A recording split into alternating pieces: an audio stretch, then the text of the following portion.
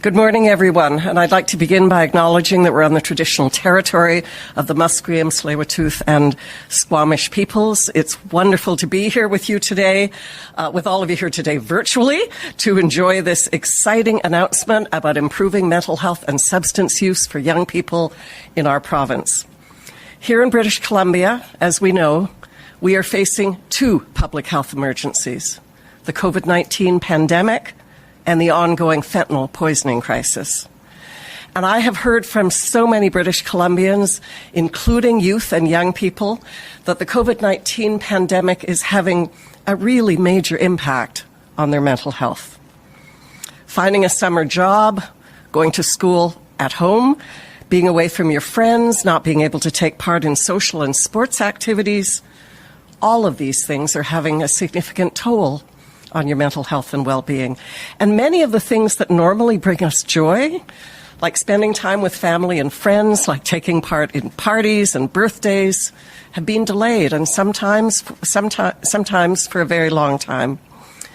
Many youth are in need of support more than ever before. And today I'm here to tell you that there is hope, that greater support for young people is coming to your community, to 8 new communities across BC. During this challenging time, we do have something to celebrate. And that brings me to why we're here today. I am thrilled to announce that 8 more locations are going to join the Foundry Network for a total of 19 foundries across BC. Yes, that's right, 19 Foundry Youth Centres across BC. And I want to offer a warm and enthusiastic welcome to Langley, Port Hardy, Squamish, Comox Valley, Williams Lake, Burns Lake, Cranbrook, and Surrey. You will be joining a vibrant network of foundries already established in Campbell River, Victoria, Kelowna, the North Shore, Prince George, Vancouver, Abbotsford, Penticton, and Maple Ridge. What a long list, as well as Richmond and Terrace that are coming soon. And I am overjoyed that urban and rural and Indigenous youth will now be served in so many regions across our province. Foundry supports thousands of youth aged 12 to 24 by providing the health care, the mental health and substance use services they need and deserve in an environment that is welcoming, that is supportive, and that is non-judgmental, where youth can get the help they need when they need it. And most importantly, this is a big win for youth and families who will be able to access these services in their own communities, close to home and close to family and friends. I know an enormous amount of work has been done to get us to this moment, and it is a monumental moment indeed. There are so many people who've played a vital role in getting us to this place, in making Foundry the successful model that it is today. 3 of those inspiring people are here today to celebrate this wonderful announcement: Saren Frisky, Jessica Sewell, and Dr. Steve Mathias. And I really want to acknowledge the way that Foundry has stepped up big time to support young people during COVID-19. You know, it was on April 7th, literally 3 weeks after the pandemic was declared, that Premier and I announced $5 million in funding for mental health virtual supports. And Foundry has been an absolutely critical partner in standing up those virtual health supports for youth quickly.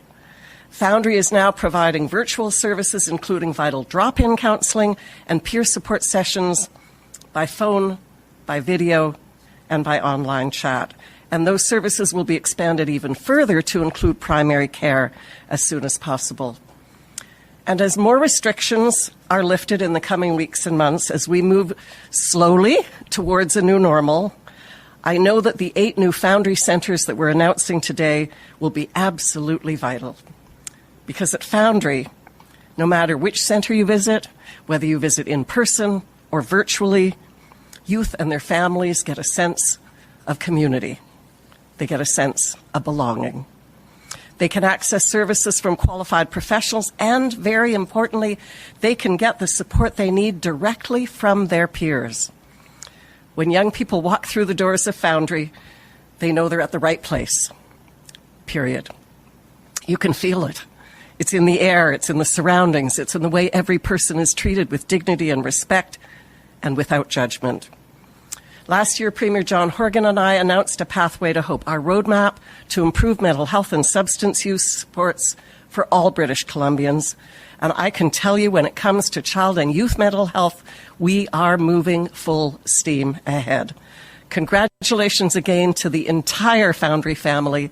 Today is a testament to your hard work, your dedication, and your drive to help young people not just survive, but thrive.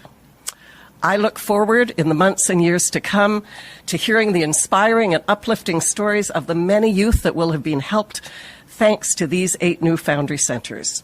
It is so wonderful to be here with folks from Foundry for this important announcement today. We are now going to show a short video about the difference that Foundry is already making in the lives of youth across British Columbia, and then I will be inviting Dr. Steve Mathias, the Executive Director and inspiration behind Foundry BC, to come up and say a few words.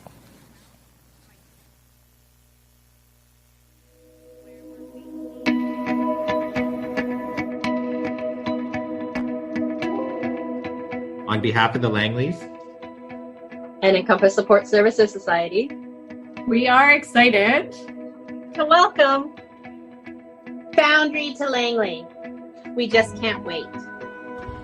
Welcome, Foundry.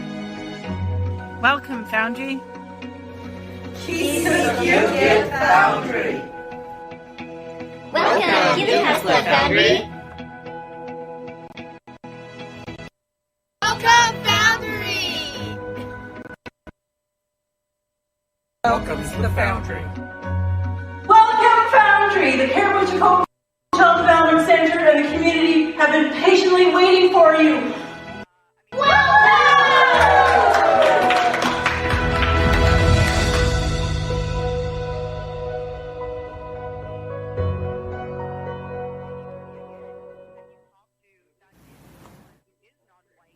joining.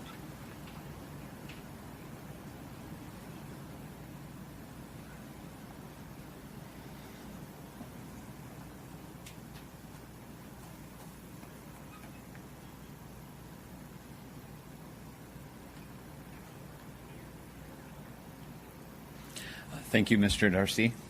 I want to acknowledge, first of all, on behalf of Foundry, the incredible work done by our leaders in government and public health through the recent COVID pandemic, particularly Premier Horgan, Ministers Dixon, Darcy, and of course our colleague, Dr. Bonnie Henry.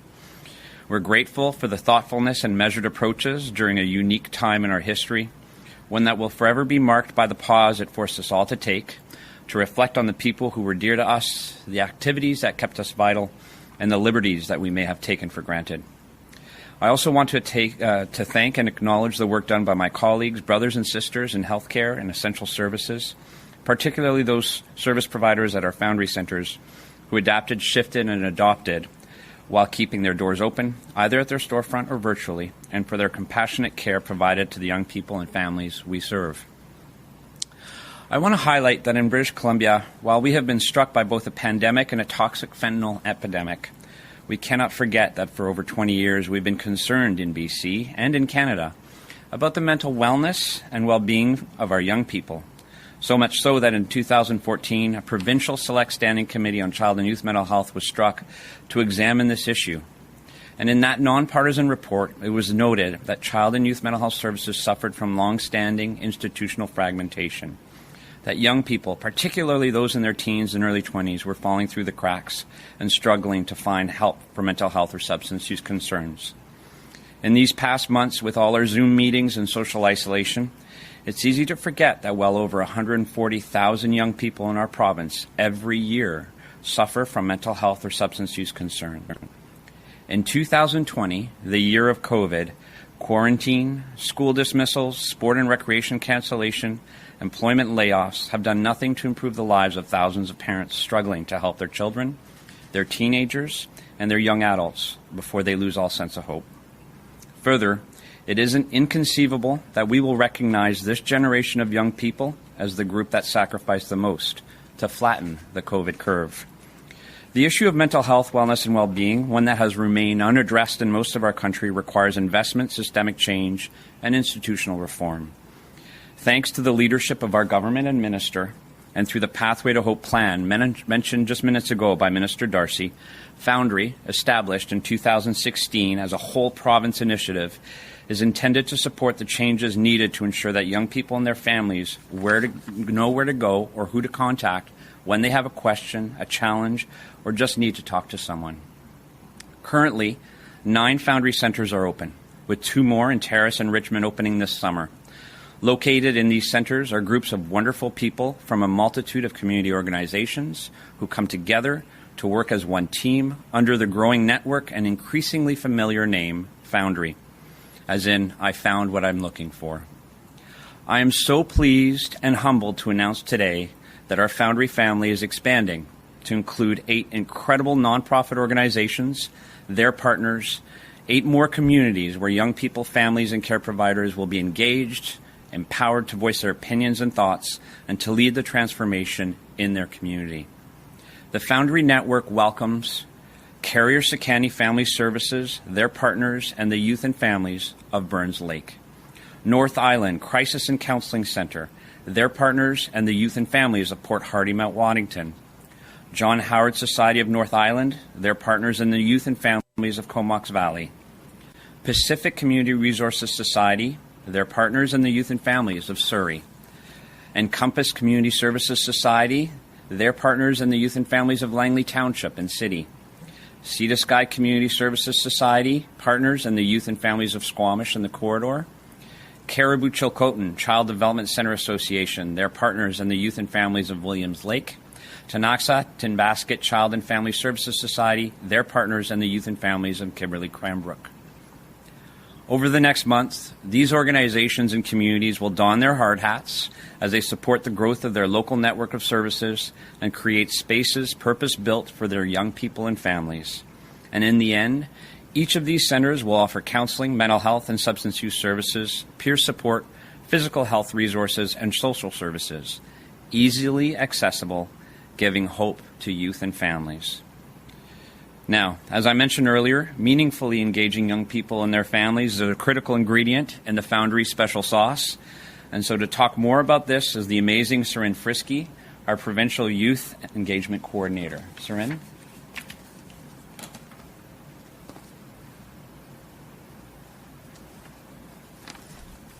Thank you. Good morning. My name is Seren Frisky, and I would like to start off by acknowledging with gratitude that our work takes place on the unceded land steeped in rich Indigenous history and home to many First Nations, Métis, and Inuit people today. We recognize and respect Indigenous people as traditional stewards of this land and the enduring relationship that exists between Indigenous peoples and their traditional territories. As a youth engagement coordinator at Foundry, I have the privilege to work directly with young people across BC who will one day be, and who are currently, leaders in their communities. I have been able to witness the incredible projects, causes, and passions of these young people and support them along the way. These young leaders are members of the Organizational Governance Youth Advisory Council, or OGYAC for short.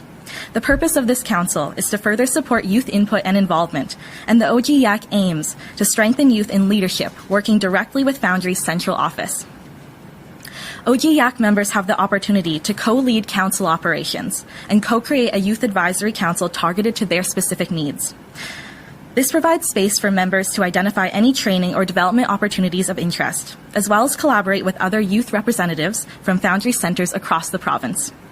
Last summer, Foundry Central consulted with the OGYAC and provincial family ambassadors to ask them what would be important for us to consider about expansion. Their advice helped to shape our overall process. Then the OGYAC and PFA were involved throughout expansion, from creating questions for the written applications to participating in the interviews. Last fall, we had an evaluation panel made up entirely of youth and families reviewing the expressions of interest. And in March, our OGYAC and PFA helped to facilitate the in-person convening session. As you can tell, we truly care about youth engagement, and it defines every single aspect of our work. At Foundry, principles of youth engagement are core building blocks, from research to services to program development and even the colors featured in a Foundry Center. It's all youth and family informed, and we are grateful for the members of OGYAC and PFA for their invaluable insight and expertise on the expansion of Foundry Centers. The future of our Organizational Governance Youth Advisory Council will be committed to reflecting the population of BC ensuring each of us has representation and opportunities to be seen and heard. The new communities where each center is situated will share in strength, resilience, and knowledge to make sure Foundry is a place where youth can gather and find the services that they need. We should seek to harness the innovative spirit of young people in addressing our development challenges. And this is a commitment at Foundry. Youth hold the power to shape the dynamics of the world. And if we want change, we must provide leadership support for youth in making change possible. At Foundry, we also recognize and are prepared to put in the work to ensure we are a place where all youth of any background can access services and find support. We are committed to creating the space for Indigenous peoples to lead the way to self-determination, healing, and wellness while working in partnership with Indigenous communities and nations to embed Indigenous wellness models into our practice. I want to ensure that all Indigenous peoples have access to culturally safe, comprehensive, and supported models of healthcare and wellness that affirms, facilitates, and restores the well-being of our people, and which contributes to reconciliation and culture building. This is no small undertaking, and we understand its incredible importance, and we want to listen to Indigenous youth across BC. But enough from me. I now have the absolute pleasure to introduce one of our Foundry OG-YAC members, Jessica Sewell. Jessica has been connected with Foundry for 3 years and has been involved with both her local Youth Action Committee in Victoria and the Provincial Youth Advisory Council. Her main focus has been in educating youth about the opioid crisis through her harm reduction-based organization. She believes in accessibility, respect, and the power of a conversation. Jessica has been part of the convening and expansion process in choosing the 8 new center locations and is so excited to see them go forward and help more youth. Welcome, Jessica.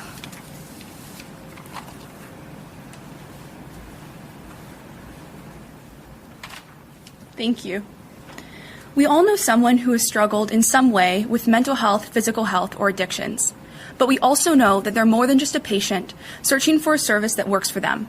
They're a human being, a youth, who deserves respect and care. They're filled with hope, something that Foundry has given to thousands of youth across the province. I became connected with Foundry through a family friend whose daughter took her life. Her wish was that the conversation around mental health would happen out in the open and not behind closed doors as has previously been. For the past 3 years that I've been involved with the network, I've been continuously inspired by the incredible human beings who make the community what it is. Foundry Expansion is an opportunity to expand the impact to thousands more youth. And the number of folks that showed up to represent their communities at Foundry convening, all with the goal of making youth healthcare better in this province, was truly an incredible thing. This goes to show that the barriers to care in the form of stigma are slowly coming down so that more youth can access services. Over the past number of years, Foundry has led the movement towards a better, healthier BC by chipping away at the shame and blame that has controlled the conversation around mental health and addictions for so long. Being involved in the expansion process as a youth was extremely empowering. Myself, along with the other youth, were at the table 100% throughout the process. The network allowed us to have a voice in our own health, something that is truly incredible. I was speaking to a friend the other day and sharing how lucky I am to be working with an organization that appreciates my voice and expertise at such a young age. What's really great is that this engagement happens both at the local and the provincial level. So we have an amazing diversity of experiences. I'm a volunteer, but I also feel like I'm working my dream job. The fact that youth voices are heard and ideas implemented only makes the network better. And I think that a lot of healthcare organizations can learn from the way that Foundry engages with youth and their families. To finish, I'd like to share what a friend told me when I asked him about what having a Foundry Center in his community means to him. He shared that it was a safe place for him and his emotions, somewhere where he knew that he'd never be judged. This speaks to how the province-wide network has given so many people hope. It's given youth and their families somewhere to go when they have nowhere else to turn. It's given them a place to call home away from home. And I'm so excited to watch the network grow over the next few years, changing and saving lives as it expands. Thank you. Thank you. I would now like to invite Mr. Darcy back to the podium for the Q&A.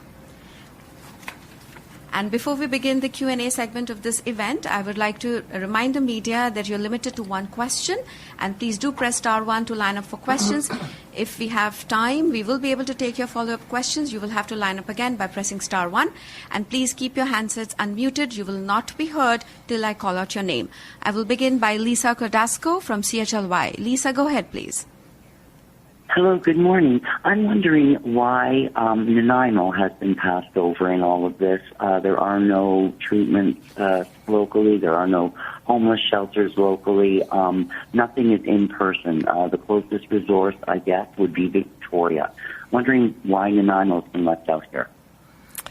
Well, there is actually an independent process in place led by Foundry to determine the sites, and they put out a call for proposals, and communities submit proposals, and these 8 locations were chosen after a very extensive 2-step selection process, which included independent panels made up of over 60 members of Foundry's network of centers. They were subject matter experts, they were youth, and they were family advisors. Thank you. The next question is from Jane Said, North Shore News. Go ahead, please. I have heard from some families that access Foundry that the online support model may not really be working for all teens. I understand that as of right now, that's the way that, for instance, families on the North Shore are supposed to be accessing these services. I'm just wondering, teens can go get their nails done and their hair cut in person. Why can't they get, peer support or drop-in support in person in Foundry, and when is that expected to change? Thank you for that question. In terms of Foundry North Shore and most of our centers, existing clients or young people can get services in person. If this is someone who's new to the Foundry North Shore Center and virtual care is not working for them, then they can call the front desk, let them know that virtual care is not their preferred option, and a in-person session can be booked. And since there are no other questions from the media, I would like to conclude this event. Thank you all for attending and joining us today.